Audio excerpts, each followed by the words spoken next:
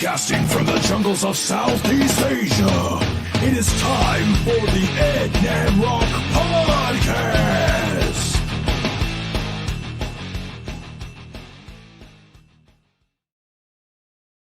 Oh my goodness. Yes, and yes again.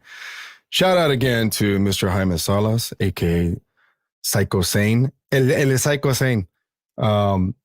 We were trying to get back on the podcast game here, and as usual, you know, the typical Zoom technicalities, as I like to call it, when you're all zoomed out and shit, you know, things start happening. But nonetheless, back again on the podcast is literally my day one motherfucker, and that's no other than Voodoo Kyle.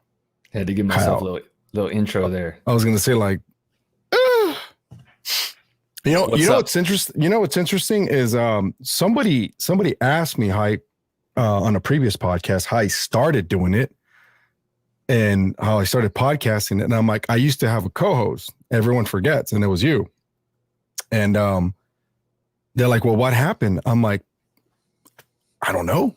I'm like, we just started doing other things, and he plays in a band, and now he's a prolific fucking mafioso. That's what he's doing. So we had a few good podcasts there. That was really fun. I remember we were just doing them in your room. We were just sitting on the mattress. I was terribly hungover, dude. And we didn't have any video. First one. We didn't have any video. No. Those first ones. No, and then a true podcast. We started doing the pyro class one. Remember that? Yeah, that was pretty badass because it was what, four of us? Mm-hmm. Five? That was a good group, but it became difficult to get everybody together and to regulate. Yeah, it was definitely like a mission to get everyone in the same fucking place. And then now I'm like, this last one that we did with you, Matt, and Cliff, that's literally, like, I think it's the second most viewed podcast that I have on the page. That's so fucking crazy. Number one is Steel Rod. Okay, cool. Yeah. So I don't know what it is with, you know, having multiple people on it, but for some reason, like when I have, I guess this is what I trip out on, by the way. I didn't know that Vigester has 7,000 fucking followers on Twitter. I just saw that today. Yeah, that's all Cliff. He's oh shit! I was like, God damn. Yeah, that's a lot of people, man. I mean, the Instagram's up to what, 3,000? Our Instagram, we have 15,000 followers. Shut the fuck up! You guys can get verified. You know that, right? Because I think the quota is 10,000 or some shit like that, but I could be wrong. I know that after a certain amount, you're able to like share certain links and do things. So we do have extra features that we're capable of using, but the verifying thing, I don't know about that. Honestly, it's not even really that big of a deal. It's not like I mean, trying to pretend to be Vigester out there. Is it like I guess it's like a status thing that everyone's really fucking just worried about or whatever. Oh, right. But but shit, man, I'm glad you're back on. Fuck, man. Oh, hold on. This is Dan with the I'm only a verified dipshit. Wow. Fucking Dan. Shout out to Dan and Therapy of the Absurd. They were live today. That's all I gotta say, because you gotta tune into their podcast too. It's pretty funny shit. They have like 3 people, man. 3 fucking people. That's dope. No, actually 4. Yeah, I forget. 3 or 4 starts to get real entertaining. You know, you start definitely off each other. That's good. You know, because I mean, unless you've got like Joe Rogan has these world-renowned experts in any field, and you're just kind of on the edge of your seat listening to some crazy, you know, stories or new facts and information on science that they've got. You know, it's basically just a couple of guys shooting the shit together. But when you got a handful of guys shooting the shit, can become funny. Like when he has Joey Diaz and Eddie Bravo and all those guys. God, I can't help but to just lock in. I'm like, dude, I have to listen to this entire thing to see where it's gonna go. Right. But fuck, man. I mean, it's been 7 months since this whole shit went down. You know what shit I'm pertaining to. And the beer bug. Fuck, I guess so, man. It's if we say it, will you get like demonetized or will you? No, man. I'm not even doing this. Works? We can't even say it. Don't say it because I don't want to ruin this amazing show. What I like to refer it to is oh my god, let's see what he say. We're big time now. First copyright strike tonight. No, no one's gonna say it. Don't you dare type it. Don't you dare. No, what I like to call it is a very challenging half year, because it's basically what it is. And a lot of us have learned stuff. We've developed new habits. We've obviously struggled. But, you know, one thing that people are not doing, and you can agree with me on this, is they're not spotlighting the positives that are coming out of this thing. And one of the positives for me, for example, and I'll ask you the same question, is I learned maybe like 3 or 4 new things regarding monetization, for example. And it came in 3 forms.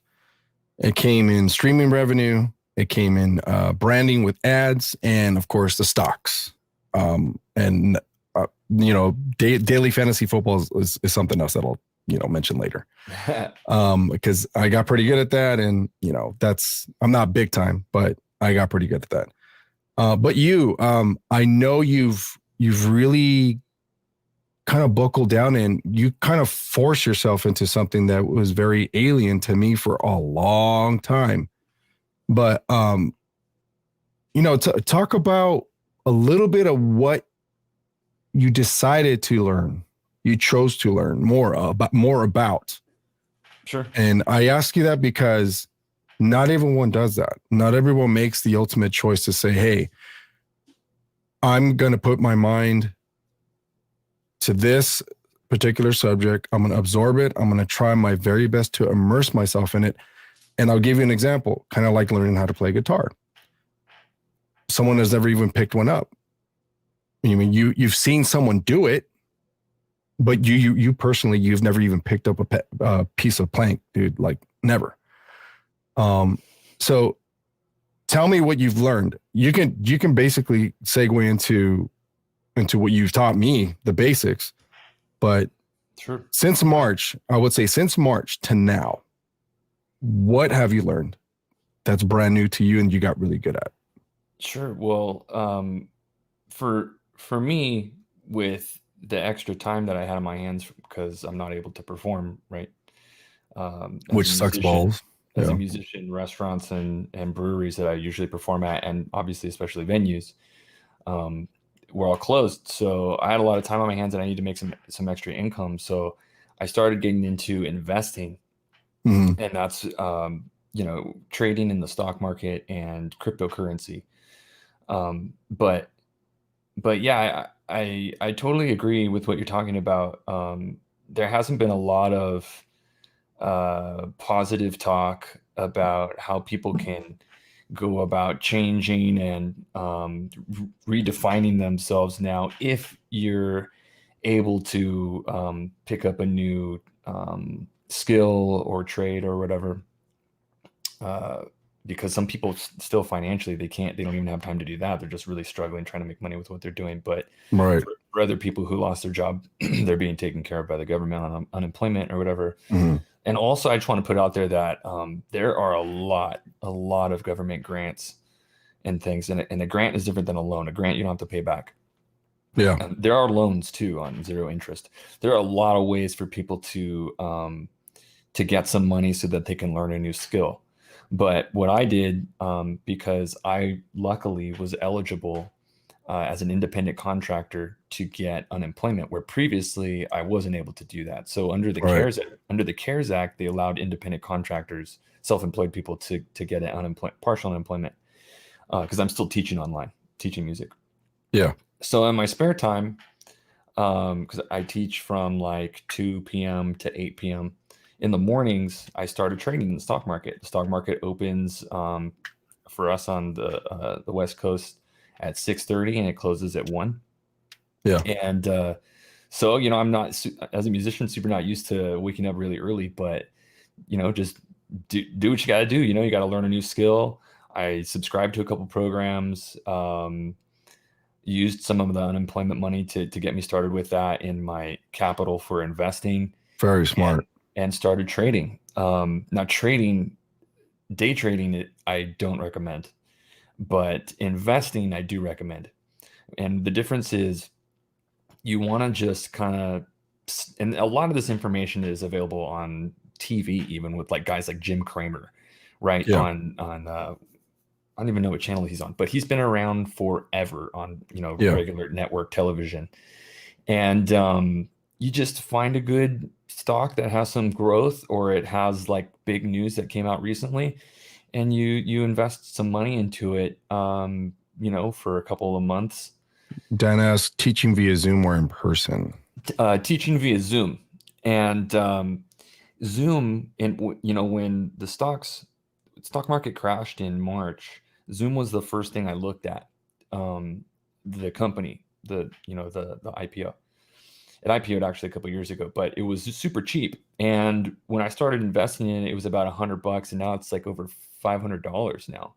Yeah. But I didn't hold it in Zoom. I made a little bit of money on Zoom and built my capital, and I started learning day trading, which again, I don't recommend for anybody. But if you want to invest short term or even long term, there are these really cool like trends that happen in the market. It's just like, it's like a pop culture thing. There are fads and trends, but they come and go really quick. Maybe a month long, or something like that. Right now, the big trend are the EV stocks and clean energy. If Joe Biden gets elected, clean energy is going to be huge. Yeah. And right now, just so we don't go over a lot of people's heads. Sure. What is EV abbreviated for? Oh, I'm sorry. Electric vehicles. So electric vehicles, and then IPO is abbreviated for initial public offering. Oh, so that okay. That just means a company's stock.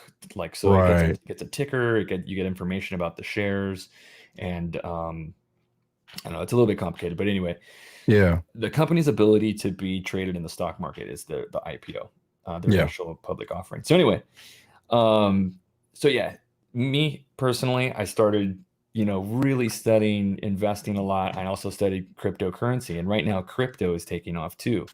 And crypto, I think, is probably more important. It's definitely more important than studying the stock market, actually, because crypto is the future.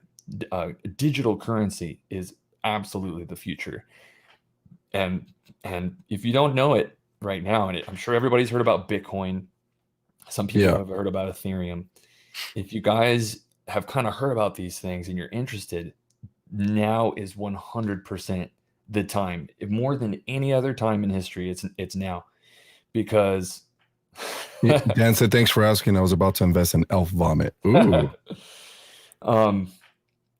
Right now there's going to be a major wealth transfer, because the dollar is being inflated right now because of all the push that we're getting from the federal banks just to save the economy, right? They're just printing money, punching in zeros on a computer, and all of a sudden we have an extra $1 trillion, and they're about to do it again with the stimulus. How the fuck does that even happen? That's so weird. It's fake, dude. It's not based in reality, and this happens to countries all the time when you have fiat currencies. So it's basically money that isn't backed by anything tangible. Like, we used to have good money that was backed in gold, and then that stopped, back in the 50s. So right now, investing, I think, for anyone is super important. If you have the time, start studying, because you can be working your ass off trying to, work the same old job that you've been having, but the economy is going to change, and everybody knows that. And I'm not a fucking expert, but the economy is going to change in a lot of ways that the experts aren't talking about on television. And what that means is that we're making this transition into digital currencies, because our current currency is losing value. And people know that. People know that our money, the dollar, is losing value, but they don't know where it's going to go and where all of the institutions and a lot of the banks are going. So major institutions are switching their holdings into cryptocurrencies, namely Bitcoin. A lot of them are investing in Ethereum And some companies are creating their own digital currencies, like JP Morgan. And JP Morgan's creating their own digital currency? There's a handful of them. They're creating their own currencies on something that's called blockchain, which is what Bitcoin kind of created.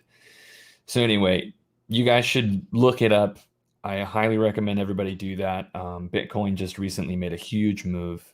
Been making some money on Bitcoin. Again, not trading on Bitcoin. I'm just invested because that Bitcoin is going to do its own thing. It's going to go up. It's going to shoot up. Everybody's going to get involved in it.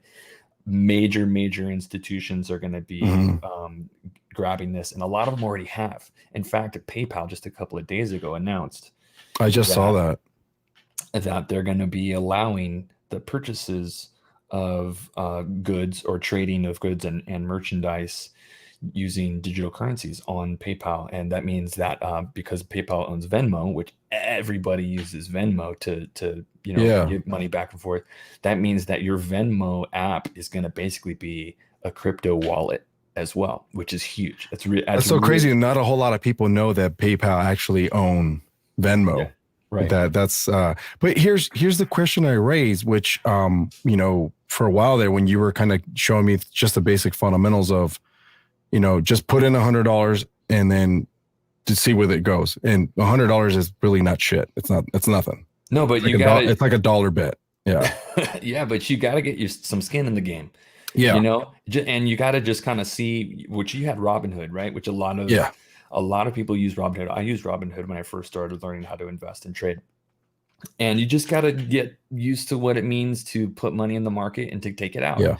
Right. You put in a buy order and then you hit the sell order when you feel like you've got enough money out of that trade, or you leave it in there. Or if it's not going your way, you take it out, whatever you want to do. But it's a lot of people, I feel like, because as general common folk, we're not educated on this in school at all. We're not. This is what people who are wealthy do with their money.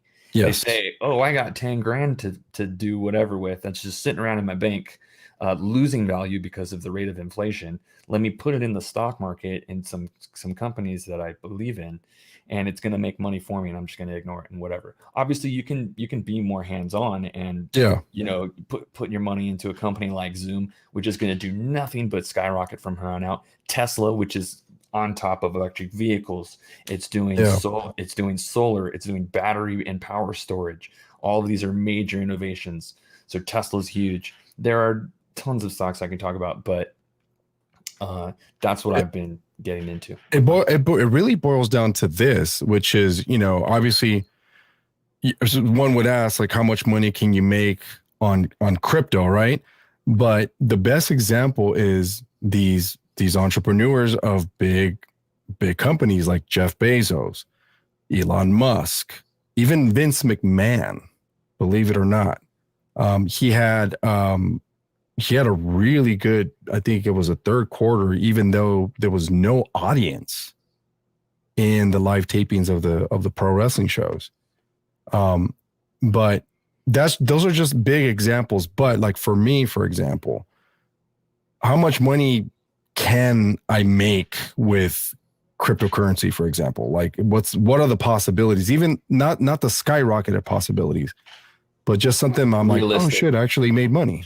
Sure. You could double your money at minimum within the next year. But what do you mean by, like, okay, what I would ask, and this is just me being new to this thing, is like, how much money do you have to put in to maximize your profit? Sure. Well, so something like cryptocurrency, we're just going to keep saying Bitcoin since that's what most people have heard of. Bitcoin is at a value of about $13,000 for one right now. And obviously people, you've just telling them that, like, I can't afford that. But you don't buy, I mean, you can, if you want, you can buy one Bitcoin if you can afford it, but you don't have to do that. You can buy fractional amounts.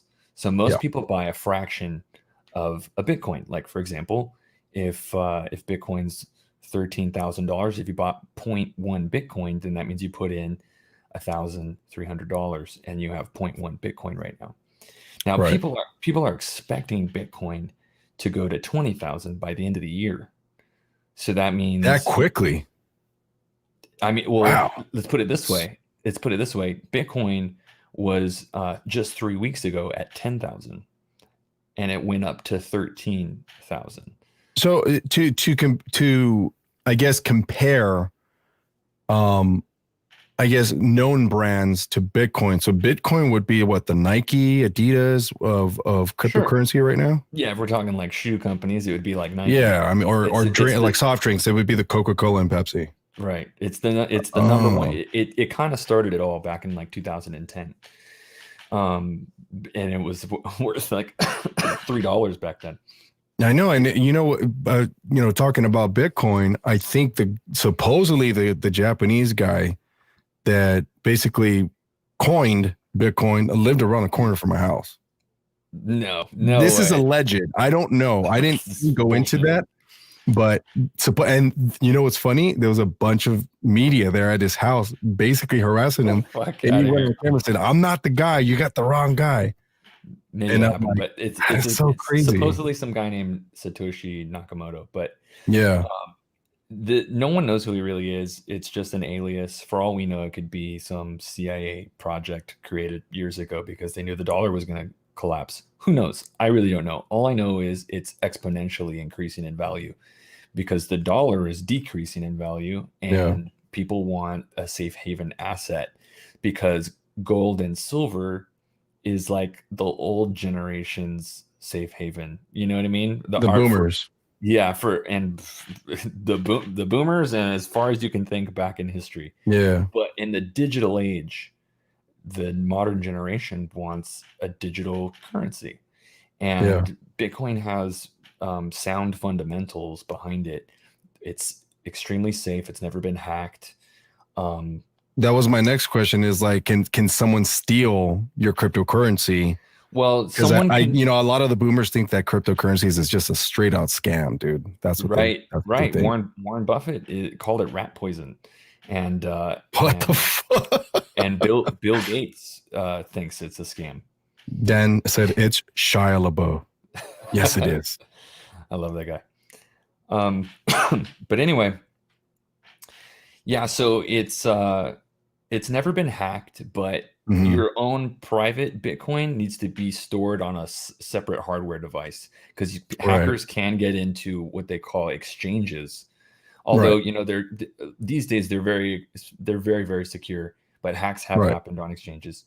So you save your like what they call a key or like a crypto key on a hard drive or hard disk somewhere else. And you're good. You're safe. But anyway, so the system itself, Bitcoin, has never been hacked. The money is a fixed supply, so it's decentralized. So meaning that it's there's no central bank like we have, the Fed. Yeah, that can say we're gonna pump up and make more amounts of dollars in the system, and that devalues our money. And Bitcoin doesn't work that way. It's a peer-to-peer decentralized system. And it's been running smoothly for 10 years. Again, it's never been hacked. There is like a community that makes system updates, and it's always getting upgraded. And I don't know the high ins and outs of that aspect of it, but I know that when I see PayPal announcing that they're allowing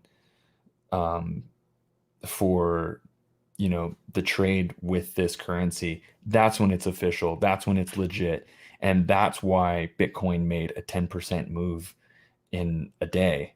I think it might even have been a 15% move in one day upon the announcement of PayPal. But it's not just that, it's all these institutions are buying into it. We're talking internationally too. It's not just an American thing. Like, so how do you and my question is, how do you pay for something like, that'll be 2 Bitcoin? What does that equate to? 2 Bitcoin, $26,000. You could buy a car with 2 Bitcoin. Damn. 1 Bitcoin is almost 13 grand. 13,000. And is it going to be fractions of 1 Bitcoin, like, 0.5 Bitcoin, 0.25 Bitcoin? Right. Well, there's tiny increments called Satoshis after the creator, which is like... That's so crazy. They named it after the creator. It's like 0.0001 Bitcoin, which I don't know exactly how much that is, but The thing that scares people away about Bitcoin is the volatility. It's extremely volatile, but that's because it hasn't been widely adopted yet. The more adoption it gets, it has been widely adopted. The market cap is almost 300 billion or something like that, whereas like the market cap for gold is like 1 trillion. So it has room to catch up to some of the more well-known safe haven assets. But with further adoption comes further stability. And when I say that it's gone from $10,000 to $13,000 in 3 weeks, that's extremely volatile. It could also go down in that amount of time. And in fact, it did. Let's see, it went from, I want to say $10,000 to 3,000, or maybe like 30, that happen? 3.5. Well, the Corona crash, all stocks, all assets completely got destroyed. It's an asset just like everything else that loses. Yeah. Now people say, well, I just want to hang on to dollars because my dollar still, maintained its value. But right now, what's happening? Right now, the dollar is extremely losing value. We have literally doubled, if not tripled, the debt since March. The overall debt of our economy, and our economy is fucked. We're never going to recover. So anyway, I recommend people look into it. It's what we would call a speculative investment. So, it really still hasn't been around that long. 10 years is a long time, but it's still highly speculative.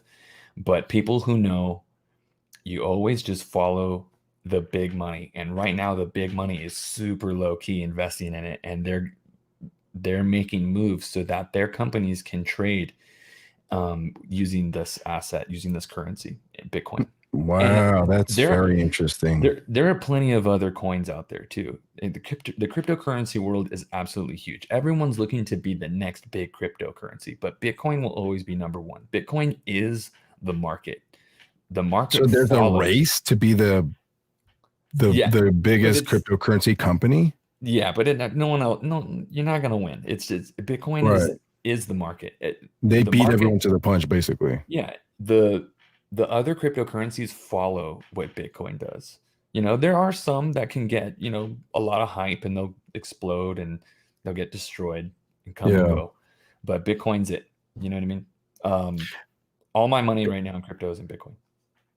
Wow. Well, what's interesting, and I bring this up because, me, I'm an avid, sports gambler, and, not huge, but this came about when I asked you, is it kind of like sports gambling? And you're like, yes, only you have the potential to maximize your profit a lot bigger in the long term as short term with sports gambling. I'll give you an example. But hold on, but before we go too far, what I was saying was day trading is like sports. Yes. It's similar to like sports gambling. That's not investing. Not investing in crypto and just holding it there, because crypto is going to do nothing but go up from here. It's only going to go higher in value. It's only going to be adopted more and more and more by. So just put your money in the crypto. Just put it in and leave it. Don't touch it. And don't touch it. So whatever you're willing to put in there and hold, regardless of the ups and downs, I would recommend doing that. Day trading is, if you don't know what you're doing, it's a lot like gambling. Wow. So it's easy to lose money. Oh, yeah. Interesting. Because like I said, I'll give you an example. You know what a parlay system is, right? Parlay system, and you translate to day trading as you may, because you're going to find some similarities here. Okay, so in the sports gambling world, parlaying something is you have multiple bets on one ticket. Okay. So you have 6 games and you bet on, okay, this team's going to win, this team's going to win, this team's going to win, this team's going to win, this team's going to win. You have 6 bets total. This is just an example. And you have what is called a dollar bet. A dollar bet is $100. That's the minimum. That $100, if all 6 hit, just like a jackpot, just like a slot machine, a jackpot, you just your ROI is like substantially good, especially if you're in Las Vegas, for example. Sure. I once won on a dollar bet, $100 on a 16 parlay. I won $1,300. Damn, son. Just like that. That's just huge... for picking the winners. Yeah. Not choosing how many points total they're going to score in the game. Yeah. Okay, not and no prop bets. You know where prop bets are, right? Mm-hmm. Like who's going to fart first? Who's going to fucking grab the first, ball sack, whatever. Yeah, first touchdown, stupid shit. First RBI, whatever it is. Yeah, how long how long is the national anthem gonna go for? Shit like that. It's crazy, but there's actually bets on that stuff. It's hilarious. Now, how is day trading similar to that? Not the parlay system, but like actually taking a gamble. How that's one thing I've been wanting to ask you about because I know nothing about it. Sure. Well, I mean, nothing is for certain in the stock market. And emotions can run high because money is at stake. So people can make decisions that aren't like, if you're gonna day trade, you have to treat it like a business. You have capital, and your number one goal is to maintain your capital. You don't want to lose your money, right? Obviously, but sometimes gambling, like actual real gambling in Vegas, you can get crazy and you can make big risks. Totally. And that can happen in day trading as well. But what I do is I play off of big news. Like, for example, Gilead today. Gilead is a pharmaceutical company in the United States. Gilead was just announced that their product remdesivir was approved by the FDA as the first official treatment for COVID-19. So what did I do as soon as the news came out? I went and bought Gilead stock. Right now, is that a gamble? Is that a bet? Yeah, sure. I'm betting that it's going to go up. Right. Wow, that's crazy. Okay. Could it go down? Sure. I mean, it would be crazy if it went down. I don't think it's going to go down, but my bet is that it's going to go up, and we'll see what happens. So it's a bit of a gamble, but they're educated gambles, especially when you make a trade based off of positive news. Now, is this something that I'm going to invest in long term? No, I'm just going to ride it out, ride the hype train, and shit, who knows? I mean, through the winter time, people could get sick. Remdesivir could be a really clutch drug for people. This is a treatment that people will get within the first couple of days of feeling sick and arriving to a hospital. You have to give them remdesivir right away. It's like a first attack kind of a treatment. And usually it gets them out of there pretty quickly. So the studies have shown. And that's why the FDA approved it. So I'm probably going to hang on to that one until, I don't know, maybe early next year, maybe springtime. We'll see. And if it starts if it starts interesting, okay. If it starts turning direction, then I'll, take my profit and find the next thing, So, what's funny is that you do that. I had a friend of mine saying, just be on deck in case Donald Trump loses the election. And I'm like, why is that? He's like, because he has a lot of IPOs. And I'm like, he does? I didn't know he has more than one. Well, I don't know how that would work. Well, you dump money in because his stock, his net worth just went up, even if he loses. Yeah, I don't know what his owned companies are. I'm not sure how many companies he's got a few that I've seen that are traded in the stock market. I don't follow those. All I know is that there are companies that definitely benefit from him being the president because of his policies.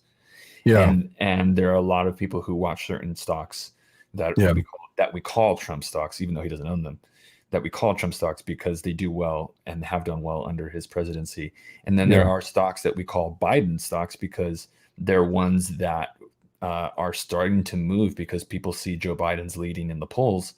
And those stocks are starting to take off. And if he becomes president, those stocks will do well because of his policies.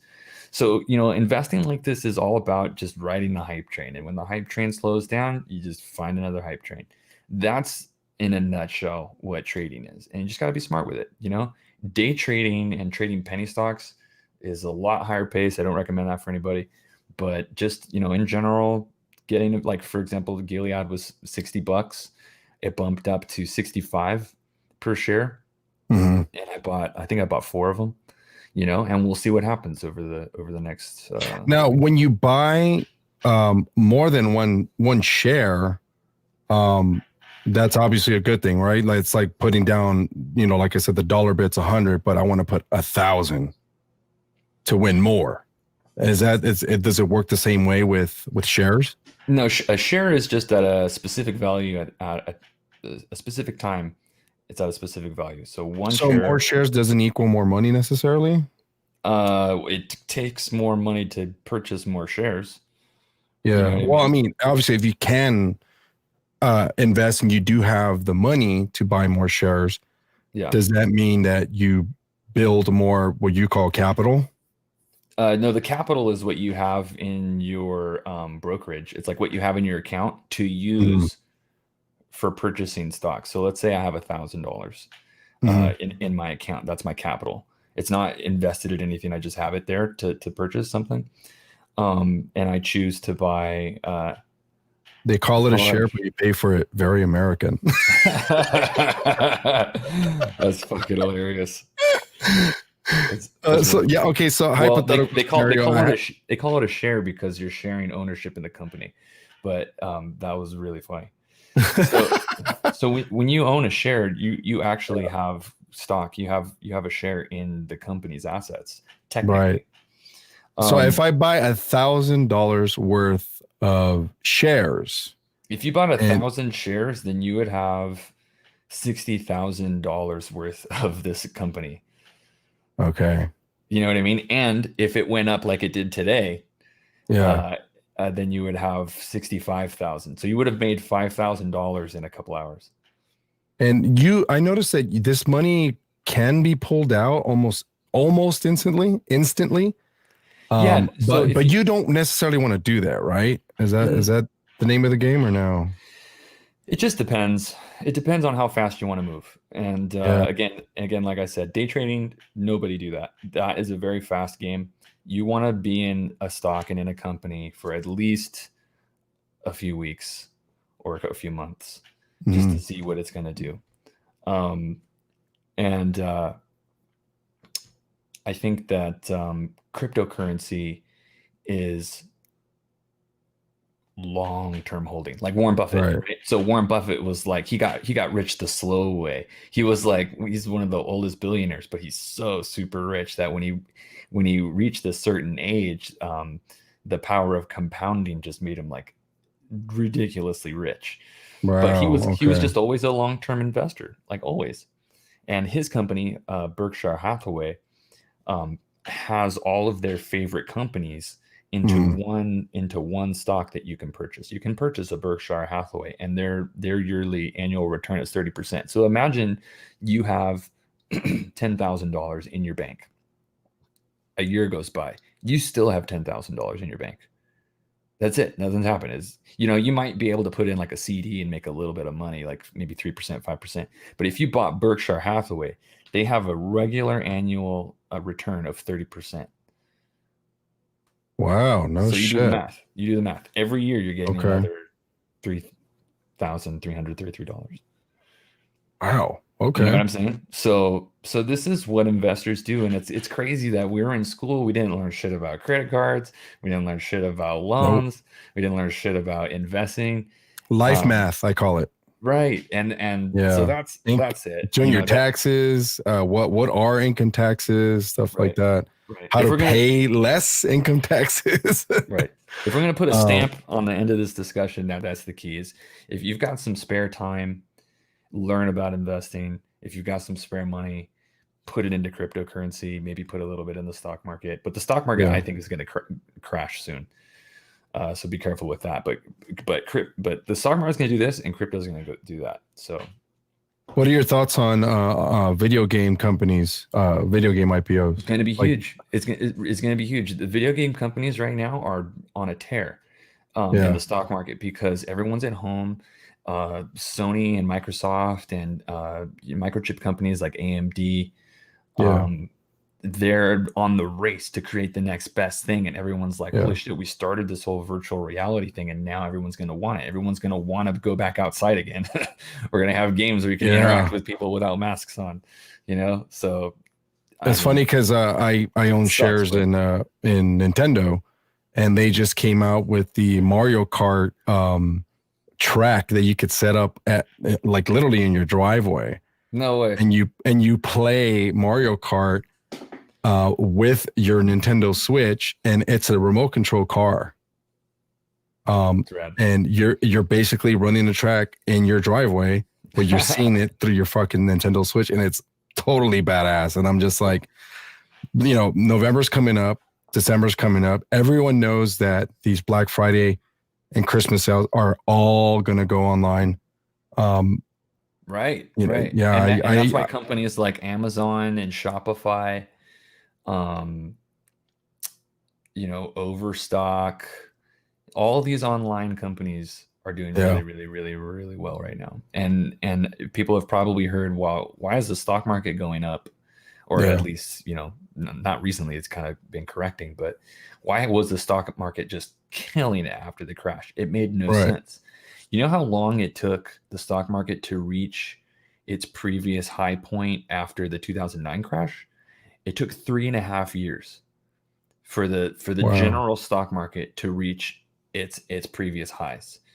It took 3.5 months, maybe even less, for the stock market, the general stock market, to get back to where it was. There are a lot of companies like airline companies and some other companies that are still in the gutter. They just took a major shit and they're stuck down there, right? Because they have no prospect of coming back in business.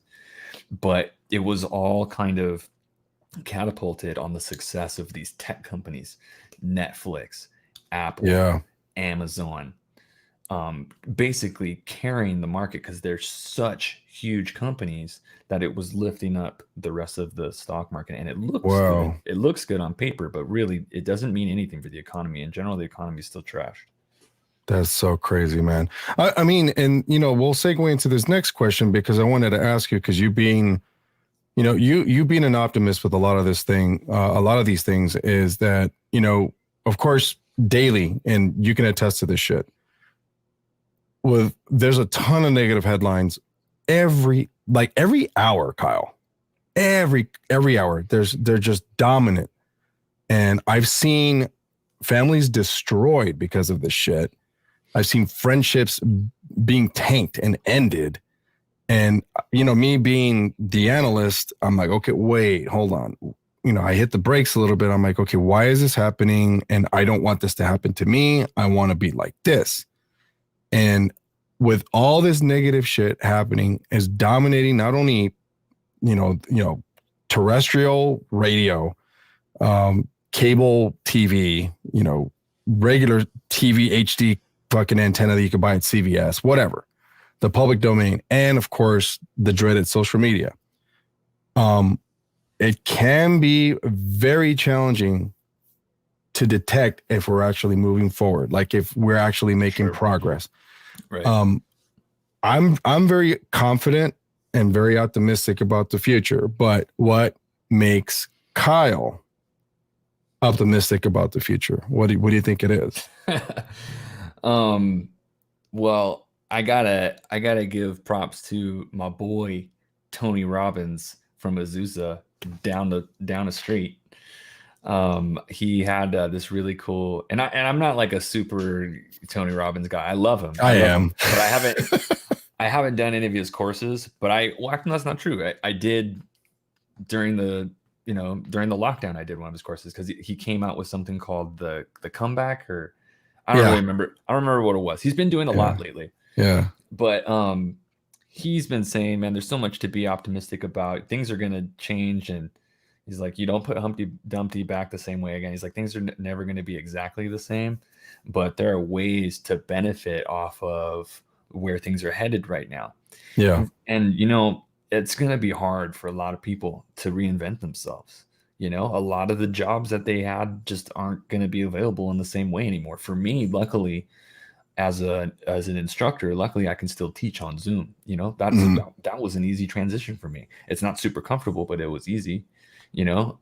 Performing, that's another thing where I might have to kiss that goodbye, performing regular, because 2019 was the best year financially for me, in teaching, like as far as a lucrative business of me performing solo as a solo artist, like performing at special events, corporate events, weddings, you name it. 2019 absolutely killed it, but that's not going to happen again anytime soon. All of the weddings got either canceled or postponed to 2020 or 21. But guess what? I don't think they're really going to have many weddings in 2021 either. So we'll see what happens. But I'm reinventing I think during this lockdown, a lot of weddings have been, postponed or even canceled. Right. Well, because of the cabin fever effect, man. Props to a lot of people for still going through with a lot of their celebrations with just their family. There were actually some weddings that they invited me to for intimate gatherings, and I still have done some small performances, very few and far between. And there are other families that said, we're still going to have the wedding, but it's going to be very, very small, and we just don't have the budget. We're doing things different because everyone's trying to save money now. Yeah. And that's another reason why the economy is not going to do well, is because people are saving, they're not spending. But anyway, so what I'm optimistic about is, because I, have dedicated myself to learning investing, I would never have looked at it if this crash didn't happen. I would have been just grinding on performing, which is cool too. I don't mind that. I love playing music. But investing is a way that once you just study it hard for like a year or two and really get good at it, because I've only been doing it for 6 months and I'm relatively good at it. I'm not an expert, but I'm doing okay. If you just get good at it and study it for 1 or 2 years, it's like leaving your money in the bank, but it's actually growing, like it's actually doing something for you. Yeah. So people need to learn how to do that. And I think that's what a lot of people are looking at. People are looking at a lot of different ways to maintain and extend their wealth. And I think that if they're doing it with cryptocurrency, that it's going to give people freedom and generational wealth. Because wealth. Because what cryptocurrency means and what it represents. Cryptocurrency means not being basically at the whim of the government and at the Fed and taxes. There are going to be some taxes that haven't established them now. I'm sure there are going to be taxes, but you can make money in crypto just by investing, and it's tax free at the moment. And there are some cryptos they're called privacy coins. There are some coins that you can get into and make money also that will make money, and you'll never pay taxes on those because nobody knows that you have them. Something called Monero. And even the IRS actually has been hiring private hacking firms to try to to figure out how to track down Monero, because they can't track it. So anyway, but if you're looking for some kind of freedom, because taxes in California especially are just out of control. But we've gotten used to the tax rates in the United States, and it's outrageous. Taxes are crazy. Just for what? For them to spend 40% of it on military and war? It's fucking outrageous. And golf trips. Right. Well, I can give a fuck less about what the president does, but it's like the government in general is taking advantage of people, and we've just bent over and been used to it for so long that we don't see it. Yeah. Cryptocurrency is like the ticket to freedom financially, because you can get away from that control. Just look at what 50 Cent tweeted about Joe Biden's new tax plan. 60%. Yeah, I've seen that. Tax on the wealthy. He was like, I don't want to be 20 cent. 20 cent. I don't want to be no 20 cent. So Joe Biden, his taxes are going to be crazy. Now Trump, people gave Trump a lot of heat for not putting taxes on Jeff Bezos's Amazon, productivity and gains. And apparently they paid 0 taxes, which I don't know how that's possible. But I saw that. I was like, what? Yeah, to me that doesn't make sense. But But whatever, a lot of people in general were paying less under him, and the economy seemed to be doing pretty good. I don't know. I'm not an economist, Yeah. but what I do know is that Joe Biden's tax plan is outrageous. But that's kind of what I've been reading too is a lot of people saying it's a necessary evil because people are not going to spend money. But then again, I'm like, well, if they're not spending money, that means they need it. They need to save it. Yeah. But either way, if you ask me, I prefer zero taxes. Well, I mean, yeah, you know, people are going to say that, well, if we don't have taxes, we don't have government. And it's like, okay, well, good. You know, fuck the government. Let's just all make private companies, you know? Yeah. Just everything be private companies and let the people decide what's good and what's right and what works and what doesn't. But I mean, that's an anarchist kind of world, and we don't need to go down that road. But I think for sure that people are being taken advantage of, and it's fucking past time that we figured out who's been taking advantage of us and why we have less and less money, and why it takes two parents both working to try to hire a nanny to look after their kids, you know, or would I put them in daycare and not be able to spend time with their kids. Times are tough, you know, and they've been getting tougher slowly over time. So I think that crypto is the massive adoption of crypto is going to help to allow some freedom in the general world population from governments. It's good. Any way you look at it, it's good. And for people who are uncertain because they're, you know, obviously we fear what we don't understand. Just do research. You know, just look it up. Do some research, and just look into specifically institutional investment of cryptocurrency. If you search that, you're going to find there are so many companies, major, huge companies that are getting into Bitcoin and crypto to help prepare their business for the transition. Mm-hmm. And because there will be a transition. That's almost inevitable. It's absolutely inevitable. And it may not be 100% based in Bitcoin, but it's going to be crypto related, and you might as well get involved in some kind of crypto now and start learning about it. Because I'll tell you what, all these governments, they already have been seeing what's been going on with Bitcoin and Ethereum and all these other cryptocurrencies, and they want a piece of the pie. So now there's the digital yuan. China's been working on their digital currency, and you better fucking bet your ass that they're working on the digital dollar in the United States, and all other countries are working on their versions of digital currency as well. Totally. Like Russia. Right. You know, I mean, and another aspect of it too, you know, me personally, my belief with the whole, you know, COVID thing, I think it's super overblown, but it doesn't change the fact that people are going to stop wanting to handle money.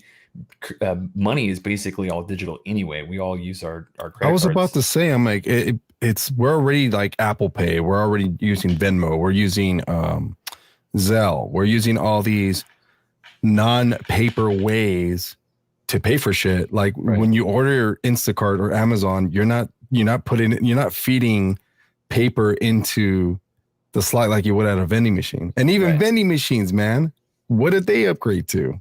Yeah. So it's like, yeah, and they're gonna be actually like ATMs for crypto and stuff too. It's all coming out. Highly recommend people look into it, man. Right. It's gonna be huge. Well, and you know, I thank you for really kind of showing me. At least you gave me the preface to the book. Now you're like, okay, go ahead and read your chapters. I'm like, okay. And the more I'm learning, and I cannot agree with you more. It's all hype train shit, like you said, man. It's all like, especially with video games. I noticed that, like the PS5 is coming out. Right. I'm like, I saw the shares with Sony. I was like, ooh, okay, I might just jump on that. And it's because I hate to say this, but I know sometimes we have a saying in fantasy football when you play. You don't play fantasy football with your heart. You play with your brain. But sometimes there's very few exceptions where you're like, holy shit, I have to get this player. I have to trade the farm for this player, whatever. Sure. Because it's the hype train. It's like the Patrick Mahomes, the 2007 Tom Brady. Sure. that type of shit. It's like, but then what happens? Just like a bad quarter for a company, or even a bad day for a day trader. Right. Someone gets hurt. Yeah. No, that and and then that's injuries that's happen. a huge point. You know, there's unfortunately I don't think there's a whole lot of room for being sentimental in the stock market. You really just said it right now. It's all about earnings and it's all about growth. You know, if you've got a bad quarter, the stock plummets. You know, they got a good quarter, it usually goes up. You know, I mean, Zoom beat last quarter's expectations by almost I don't want to say 100%. It was some outrageous number, and the stock went up, I think, almost 30% in one day, and then it continued up 40% over the next few days. Can you imagine that? You imagine that overnight, if you held Zoom stock overnight, getting a 30 or 40% return because this company, because the entire world went to Zoom. It didn't go to Skype. It didn't go to Google Hangouts. It didn't go to, what are we on, StreamYard? It went to Zoom. Yeah. Schools, everything, businesses, it all went to Zoom. And sometimes it takes a little bit of foresight to catch that company that's going to make that move, you know? And right now people are saying that that's Tesla for solar and energy and battery storage. And it's obviously Zoom is going to continue to be the monster for video communication.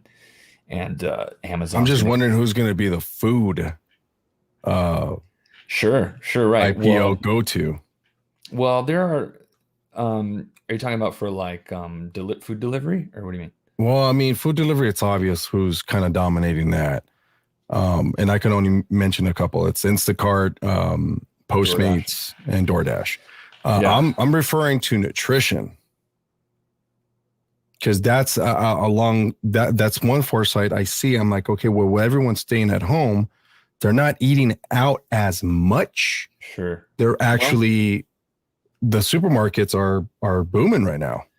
Well, as far as markets in general, I don't really follow that sector. So sector would be like electric vehicle sector, solar power sector. Well, where would Costco fall under? What sector is that? I don't know. Industrial commerce, like industrial commerce. Okay. No, what would it be? I figured it was food and hospitality. I don't know. I mean, I haven't really studied it too much. So it's not something that I follow. But if you want to kind of get into something of that kind of a sector, I would look at Lowe's and Home Depot. Lowe's and Home Depot have been doing really, really good. Interesting. Okay. Yeah. Well, there's one. Okay, segueing into the next topic. One industry that's doing very shitty is Hollywood. Yeah. This question comes back to recycling and hopefully, turning something into a profit, but it's just been doing really lousy. And the saviors of this whole thing have been the streaming companies, and even they have really, really bad days, bad weeks, bad quarters. It's gonna be hard for them to bounce back. But I wanted to ask you this question now that we're talking about Hollywood and movies. Sure. Instead of rebooting a movie, Kyle. Okay. Instead of rebooting it, just like Rob Zombie did Halloween, Texas Chainsaw Massacre, whatever. Retelling the movie from a different point of view, if that became popular, that would become a thing, right? Didn't they do that with Cobra Kai? Okay, that's one. I haven't seen it. I haven't seen it, but you have to see it. It's on Netflix. I heard good things. I don't know how you feel about Netflix. I know you think with your brain, not your heart, but a lot of opinions about Netflix. But okay, so which movie? Well, on that point, I think the people who are upset about Netflix and what they did with the Cuties thing. Cuties? What was it called? Cuties, yeah. I think they need to realize that Hollywood's been doing shit like just general. The media has been doing that for fucking decades. It's not anything new. Just talk to Corey Haim, man. Is it Corey Haim or Corey Feldman? Which I confuse it too. But Corey Feldman. Feldman. There you Corey go. Feldman. Right. He came out and he was like going to drop a bunch of names of, you know, Paris Hilton is another one. She talked about it. There's just so many people who have talked about the disgusting things that happens in Hollywood, and especially with kids, it's fucking gross. Yeah. So it's like, oh, it happens in the music industry too, man. That has never been a secret. Yeah. Look at R. Kelly with marrying 15-year-old Aaliyah. Yeah, it's pretty wild. Yeah. You know, it's pretty wild that that shit it happens. And for like in the instance of R. Kelly, he was still accepted in the community. Totally, man. And in television, like he was on. He was on a couple of shows. Like I don't know if it was American Idol or he was a judge, right? No, he wasn't a judge. He just had a couple of special spots, and it was like, damn, like after all that we know about R. Kelly and all the weird, freaky shit that fucking maniac is into, he's still accepted in not only in the music industry but in the television industry. You know, and that's kind of how when Bill Cosby was still doing stand-up while going through all these accusations. I mean, not accusations, allegations, and then they proved it to be true. Yeah. And then after he cashed out of all these performances because he's taking advantage of his current celebrity status. Yeah. Then he got locked up. I don't know. It is weird, dude. This is a whole nother rabbit hole we can get going. Tell me about it, dude. That's part 2 to this podcast. But I think that concept is really cool. You know, rather than revisiting, try the different viewpoint. That's really, really cool. Okay, so which movie would Kyle like to retell from a different perspective? From like, okay, I'll just give you my example. What I would love. Kombat. Mortal Kombat, really? Mm-hmm. From whose perspective?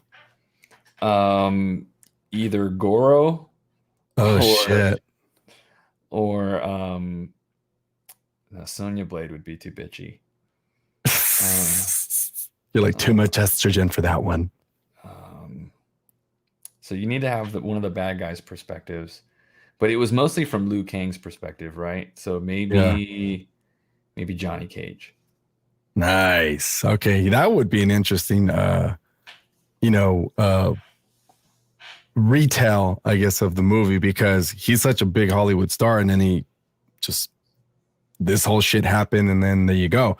It's kind of like the perspective of Batman, Ben Affleck Batman, when Superman was fighting with his alien, people, and he was destroying the entire city because they're aliens and they're powerful.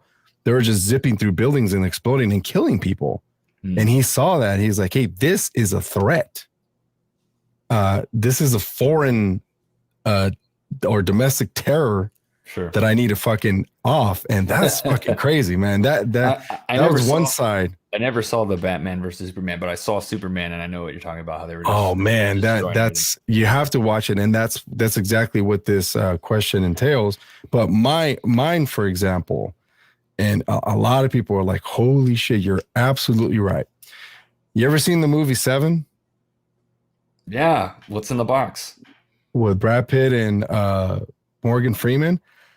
My point of view that I would like to basically retell would be the serial killer, Kevin Spacey's character. Oh my God. And we found out he was such a creep too. That would be so dark, man. And along with that, and also was it Marla, the girlfriend of Tyler Durden in Fight Club? Okay, that's a good one. Like her journey and how she's basically met someone with multiple personality disorder, and that's fucking crazy. Oh shit! Look who just joined in. Oh my goodness, Clifford Conway. Clifford can't watch. He's going to start commenting like on 3 different platforms. He's like, coming to you from YouTube, coming to you from Facebook, coming to you from blah, blah, blah. We love you, Cliff. But so ask Cliff what his would be. Oh yeah. So Cliff, I just asked Kyle, what movie would he like to retell, but from a different point of view? Like if that became popular, sort of rebooting movies, what movie would Cliff Conway like to retell from whose perspective? So for Kyle example, said Mortal Kombat. So, for example, look, he just did it. Look at. Because I'm streaming to 3 different accounts. That's why I got 2 Facebook and 1 YouTube. So recently, the most popular one was the Karate Kid was retold from the Cobra Kai perspective. That would be the example that we're using. You haven't seen it? No, but it's like on its second season or something, right? Well, both seasons are on Netflix. You gotta watch this. It's so awesome, man. That's right. It's kind of like what happened? Clifford said Debbie does Dallas. Yeah, but from whose perspective? I've never even seen that, dude. And that's one of the most popular pornographic films of all time, dude. I'm not kidding. It's probably the most popular one. Oh, I don't know why. Don't ask how I know that. I just seen it. The Sandlot from almost any one of those other kids' perspective. Benny the Jet Rodriguez. Benny the kid that became a pro baseball player. That one. Mm-hmm. And then I would say, okay, Friday. Or from Squints's perspective. Oh, it's just Squints. Friday, right? Sure. Smokey's perspective. The entire way. The entire way. That would be good. But so check this out. I have a surprise for you. I'm going to show you some pictures. You're a 90s kid like me. And what hold on. Grew up in The Wizard starring Fred Savage. Have you seen that? Kyle? Born in the 80s, grew up in the 90s. The Wizard. Do you remember this movie when Fred Savage was a video game wizard? No, but isn't that weird how those movies became a thing because video games started coming out? You had like war games with Matthew. Is it Matthew Broderick? Yeah, I remember that. And then Tron was Tron Ultimate Classic. Yeah, that was crazy. So all right, so I'll check that out. I'm gonna Google. Yeah, it's very good, very retro, very awesome. I'm gonna show you some pictures. Knowing that you're a 90s kid and you're going to reflect on these and you tell me what you remember or if it strikes any kind of memory.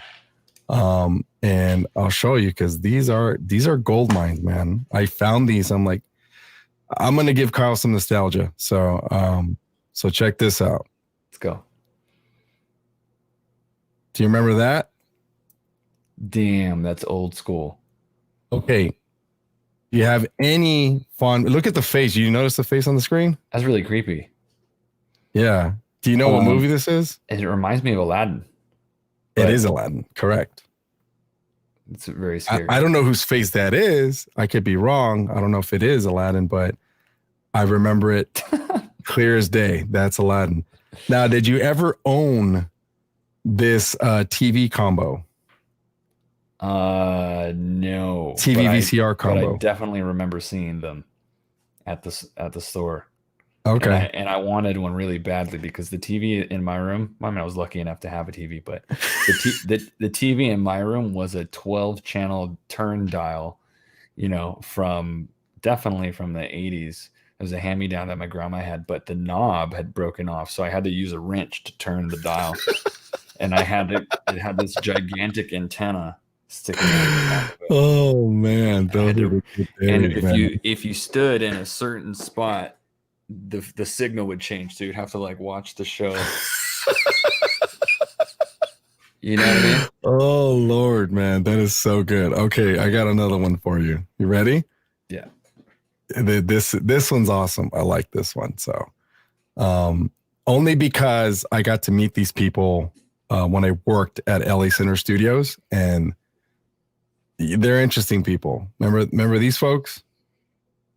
Don't tell me that's Boy Meets World. I can't remember their names, but I know it's Boy Meets World. Well, it was what was his name on screen? Her name was Topanga. Topanga, yeah, I remember that. Danielle Fishel and Ben Savage, Fred Savage's little brother, played. Is it Corey? I think it was Corey. Corey sounds familiar. Yeah, no, it sounds familiar. Yeah, I think it was him. Funny story about she got a rock on her finger. Did he put a ring on it? No, I don't know. In the storyline, I don't know where it went, but I know that a ring on it. You know what's funny is when I was working at Los Angeles Center Studios, and they were filming Girl Meets World, which is the post. Yeah, see, it is Corey. Thank you, Ray. Much appreciated. And Sabrina Carpenter, obviously, she's huge now. Her, Rowan Blanchard, and the other kids that were in the show would always knock on my window to my desk, and they were always bugging me, being kids. But during lunch, I would see both of these in the cafeteria. Oh, no way. Okay. Danielle's cool. Very cool. Very easy to talk to. Ben Savage, though, on the other hand. This one's Ben Savage? Yeah. I witnessed one thing that really made me question, okay, is he not all there? Is his brain fried? I don't know. He thought for maybe 2 or 3 days in a row, he thought he hit drive on his SUV and he would go in reverse and always hit something. So his car was always dinged up. And then when we would talk to him, he was always like this, like a total space case, which is so weird. But nonetheless, I mean, they were cool. And I met some of the old cast members too that they used to have. And it was very interesting, Kyle. So I'm glad you remember them, but it's different when you actually meet these people. Yeah. All right, I'll show you another one. He couldn't get another gig after that. They're like, we're tired of this guy always spacing. I guess so, man. And I don't reversing know. into our set. This is the third set we've made this week. You keep reversing your SUV into the set. Stop it. He would sit in his car for like 15 minutes doing nothing. It was the weirdest shit ever. Remember these two? Urkel and Don't Tell Me. Oh, come on. He was obsessed with this chick. Laura. Damn it. Oh, Family Matters, man. Mm-hmm. What a clip say. Guy had brain damage, but nonetheless. Wow. Interesting. So it's interesting that Family Matters, fuck, man, that show was it was a really good sitcom, dude. I really enjoyed that one. Yeah, there was a lot of like there were a lot of life lessons to be learned. A lot of them, especially with the I learned about racism from that show. Yeah, Eddie Winslow, when he got pulled over and it was a cop, and then his dad's a cop and a black cop at that, and he went and confronted the white dude in the diner. Yep. Yes, I totally remember that. All right, you remember this?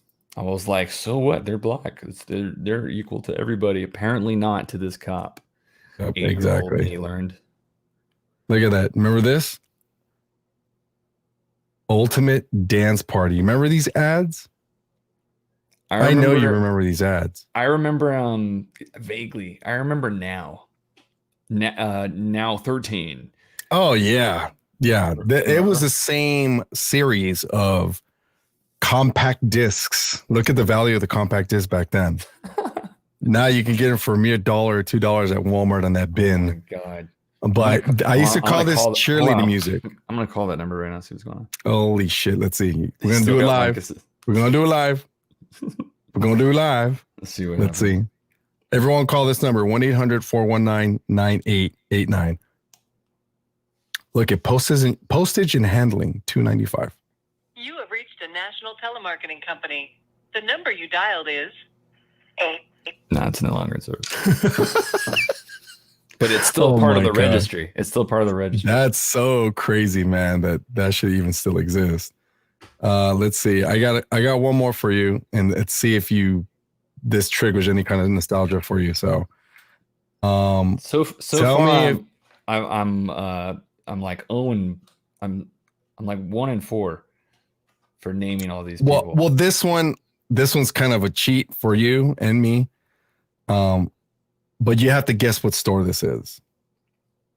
Where are they looking for music? Is that... Look at the aisles. Is that Amoeba? No. Is it Capitol? No. I don't know. It starts with a V. Virgin Records. Correct. The Virgin Mega Stores. You remember those? So there was a Virgin on Colorado and Lake. Or wait, was it Lake? Renee said Music Plus. Fuck, that's old school, dude. Oh my God. Was it? Oh no, it wasn't Colorado. But you know what I'm talking about? There was one in Pasadena, no? Or am I thinking of something else? And the one in Pasadena was a Tower Records. Oh, it was Tower Records. Yes. Right. They had one in Monterey Park, right across the street from East LA College, which I used to frequent all the time and just sit and read magazines. And I would buy concert tickets at these places. Oh shit! I remember you could buy tickets from the. Yeah, I would wait in line. I would wait in line in Tower Records or Ritmo Latino. I don't know if you remember that one. No. It was the Latin, basically like music store. For some reason you got through a lot quicker there, because no one was buying Metallica tickets at Ritmo Latino. So fuck it. And last but not least, this woman, Miss Cleo, biggest scam artist of all time, man. That's where we would leave flyers for gigs back in the days. Hell yeah. Yep, good old backyard gigs. Pin that shit. Shout out to old school P47. I remember that. Good times. What did Cliff say? That's where we got the Rage autographs at Virgin in Hollywood with your dad. Oh, right. So when Cliff and I were young, my dad took us to get autographs and meet Rage Against the Machine for their release, Battle of Los Angeles. The line was like 4 or 5 blocks long. I want to say we were in line for almost 2 hours, maybe even longer. And by the time, and we were like, it took so long that I didn't think that we were in the back of the line, but I guess we were, that people who were behind us just started leaving because it was taking so long. And there were just some shit. People.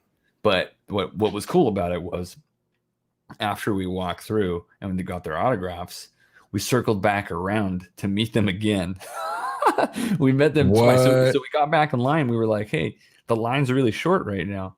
We might as well just get back in line. And they had finished signing autographs. I guess they were just tired and they were just saying hi to people and shaking their hands. And that's pretty cool. We got pictures with them again and they're looking at us like, what the hell? We already met you guys.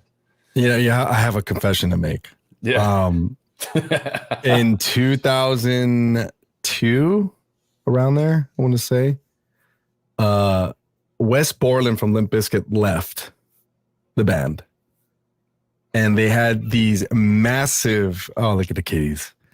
They had this massive audition. I believe it was international. I don't know how they were doing it. But they had one at Guitar Center in Hollywood. And guess who tried out? Oh, nice, dude. Hell yeah. And we're like, wow, chicka, chicka, wow. No, what they wanted to hear is original stuff. But then I realized, you had to sign a waiver saying, okay, they could use whatever they capture. And so DJ Lita was behind the Pro Tools rig. And they were stealing riffs. They're still in riffs. But I got called back. That was the crazy part. I didn't know that. And but lo and behold, I just looked at Fred, and I'm like, hey, there's no chance of me getting in the band. I already know that, but I know you're running Flip Interscope over in Santa Monica. So do you have any internships available? And that's what he's like, okay, wait, hold on. He's like, put this away. He went to the side. He put me to the side. He started talking about the internship, and right when I was going to start interning, they left on tour. So it never happened. Yeah. So I was like, shit. But that's a crazy story. I met John Otto once. Dude, that guy. And John Otto invited me to go chill with their band backstage at their performance, one of their reunion concerts with Method Man. And, nice. And I couldn't go because Vigester had a gig at the Viper Room. Really? I was so bummed, dude. I was like, dude, I used to bump that first album and the second album too. Yeah. Back in the day, dude. I love Limp Bizkit. A lot of people talk so much shit about this band. And Method Man too. I love Method Man and Wu-Tang Clan. Damn. And I was just like, man, once in a lifetime opportunity. And we had a Vigester gig. And I was like, did he really mean that I could go backstage with him, or was he drunk? And I'm pretty sure he meant it. And then he didn't. He didn't mean it because a few weeks later, my buddy who was with me when we met him, he was friends with my buddy already. my buddy was, sending me videos backstage. I was like on the side of the stage at the Hard Rock in Vegas. Yeah. I was like, damn, that would have been cool. But I was really in tight with the Cottonmouth Kings. I'm sure you've heard of them. KMK. They're big, kind of like, a white boy kind of rap group. They're really cool guys. Orange County kids, whatever. But backstage at their shows, it was just like, it was crazy. You would see like Be Real from Cypress Hill in one corner, smoking Amazon trees, whatever, dude. And then Vern Troyer would show up. It was like if 2020 was a room. Wow. It was that. It was disastrous, dude. And it was just the liquor was pouring. I kept dropping blunts. They kept yelling at me. I bet those dudes like to party. Yeah. But well, shit, man. Hold on. What's this right here? Yeah, Saint Dog. Yeah. Oh, I heard about that. That's so crazy. His real name is Lou. That's actually the guy I met. I believe it was Lou. Could be mistaken, but he was the drummer, I believe. Lou Dog? I thought Lou Dog was a different guy. Yeah, Cliff. Was that Saint Dog? Was that the guy that Johnny Lopez and them knew? Yeah. Well, here's the thing: is Lou Dog was very very social with everybody, and he's the one with the lowrider, drum kit. And right. We went to his apartment plenty of times because he was living in a neighborhood right there in Hollywood, and he got us Lou was a drummer. Okay, who's Saint Dog again? I keep forgetting. I've been so out of touch with KMK. But it was cool, dude. Like I got to smoke weed with Steph from Deftones and Lou. It was fucking awesome. That's and right. I noticed the one thing I noticed is how fucked up Stephen Carpenter's teeth were. And then like a year later, I see he got veneers. You're always talking some gossip bullshit of like insider stuff. I mean, it's funny. Don't get me wrong, because it is because I was you. And I was immersed in that shit. Dude, Brian, yeah, I know. Brian, our boy Brian Cox, he has some really funny Stephen Carpenter stories. Oh, really? Yeah, because he was Brian trying to get a project going with the Deftones. So Saint was like the lead singer of the first album. On the first album, star of the album, went solo right after and left the group. Oh, okay. Yes, you're right. Now I remember. Never came back to KMK until like 5 years ago, and it was crazy because he killed it on the first album. Yes, he did. But Johnny Rector is my personal favorite, and D-Loc. So. But Lou, the drummer, that's such a fucking sick setup for a drum set. Like so original and so chill. He's just on a low rider bike. It's all it's such a path. That was 18 years ago. I remember that. And our buddies did little party buses with him. They would get kegs and just get all super faded. Oh God. Used to take all of our friends out. Yeah. That sounds dangerous. Someone's gonna pass out and get drawn on. That's what's gonna happen. Well, hey, shit, man. Thanks again for being on the podcast. Yeah, man, it's been fun. Thanks for all the information. I really enjoyed a lot of this, I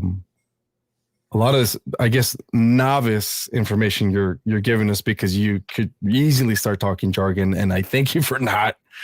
Hey, but it's important. It's important, for, I think right now, this transition period, people got to know the basics, and they got to be not afraid of it. Number one, just dip your feet in the water. Like you did it. You started investing, Yeah. I mean, I haven't really touched my money, but you're like, hey, you told me don't day trade.